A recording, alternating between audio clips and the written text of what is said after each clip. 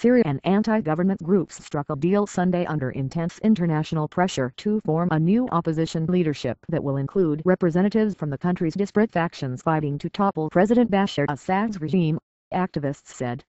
The opposition has been deeply divided for months despite the relentless bloodshed in Syria and repeated calls from their Western and Arab supporters to create a cohesive and representative leadership that could present the single candidate for foreign aid.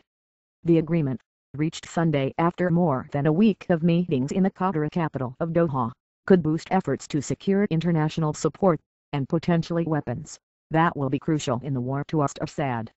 We have agreed on the broad platform and all opposition parties, without any exception, support this initiative, said Ali Sadr al-Baynawi, the former Syrian Muslim Brotherhood leader who took part in the talks. He said the new leadership will be called the Syrian National Coalition for Opposition and Revolutionary Forces. Later Sunday, the delegates elected Islamic preacher Mufti al-Khatib as president of the new coalition. Leading opposition figures Riyad Seif and Sumair Qadisi were elected vice presidents. Mustafa Sabah was voted the coalition's secretary-general. In a bid to be more representative and curb the influence of exiles considered out of touch with events on the ground, the new coalition will include activists from inside Syria as well as rebel commanders. It will also include representatives from the largest current opposition group, the Syrian National Council, which initially resisted the idea of a new leadership council, viewing it as a threat to its claim of primacy. After some wrangling, the SNC secured 22 of the 60 seats in the new coalition. The SNC Secretary-General Bassam Sheikh said the new leadership was an important and positive move forward. This new body will help mobilize more international support and resources for the Syrian opposition, he said.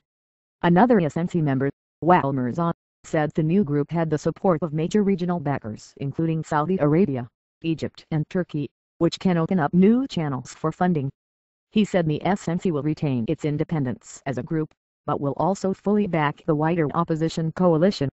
Al-Khatib, 52, is an Islamic preacher from the capital Damascus who was detained several times since the uprising began on charge of supporting anti-government groups.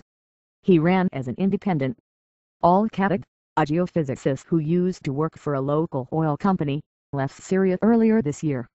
He was once the preacher of Damascus' historic Umayyad Mosque and heads the Islamic Modernization Group. Al-Khatib is known as a moderate who has called for political pluralism and strongly opposes sectarian divisions among Syrians.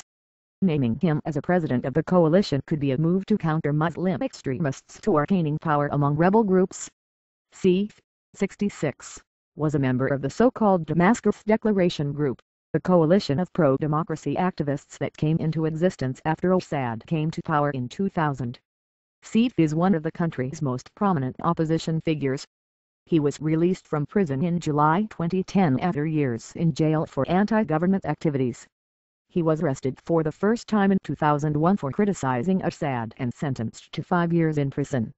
He was rearrested in January 2008 and sentenced to 2.5 more years on charges of weakening national sentiment, the term usually used to mean carrying out anti-regime activities. Syria had previously banned Seif from travel, a measure regularly taken against dissidents. In 2007, the U.S. State Department urged Syrian authorities to allow him to leave the country to receive medical treatment. Seif told the Associated Press in 2007 that refusing to allow him to seek treatment abroad for prostate cancer was like being sentenced to a slow death. Qadisi comes from an influential family from the central city of Homs. She has been an outspoken critic of Assad for years and was arrested days after the uprising began while taking part in an anti-government protest in central Damascus. The SNC was formed last year but quickly came to be viewed as ineffective and out of touch with activists and rebels fighting the bloody war on the ground. U.S. Secretary of State Hillary Rodham Clinton harshly criticized the SNC late last month and called for a leadership that can rally broader support, including inside Syria. After the agreement was signed, the foreign ministers of Turkey and Qatar, Ahmet Davutoglu and Hamad bin Jassim, joined the conference. Davutoglu said claims of divisions among the opposition are over now. Tunisian Foreign Minister Rafik Abdeslam said the new coalition is a major achievement on the road to a new Syria. All opposition groups and figures taking part in the Doha meeting rejected any dialogue with Assad's regime. The Syrian government has dismissed the meetings in Doha. Information Minister Amran al-Zoubi called them political folly. In an interview on state-run Syrian TV aired late Friday, al-Zoubi said those who meet in hotels abroad are deluding themselves if they think they can overthrow the government. The uprising against Assad began in March 2011 with peaceful protests. The regime crackdown prompted fierce fighting, propelling the conflict into a civil war that has taken on sectarian overtones. In all, activists say more than 36,000 people have been killed,